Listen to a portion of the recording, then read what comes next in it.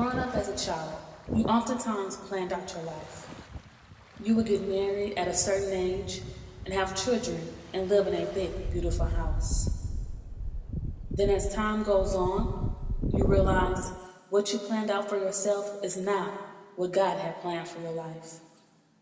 There were some storms that you would have to face, and only God knew that you would come out victorious. You may have some bruises here and there, but you didn't let the storm shake you. Well, April 23rd, 2018 was probably one of the biggest storms of my life. After 2 failed pregnancies in the past, I just knew that this pregnancy was it. God even blessed us with twins. But to hear the words, "I'm sorry, but I don't see a heartbeat," was like a dagger thrusted into my heart.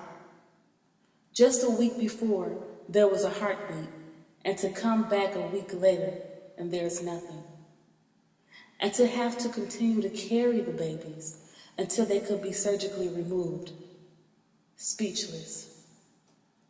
For a moment, I thought, why me again? My husband usually calls me his superwoman, but that day I didn't feel so super. And I continued to ask myself, why me, even after the surgery?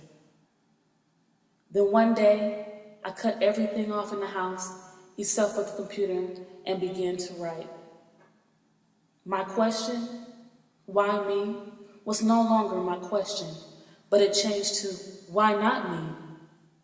Maybe I am the one that God chose to go through this to help the next young lady get through exactly what I went through. Will I still cry sometimes? Yes. But knowing that I got through it is the greatest feeling in the world. So my tears would be no longer of sadness, but of joy, because through it all, God still covered me.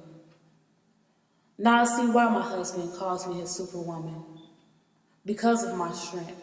Because God made me different, incomparable to anyone else.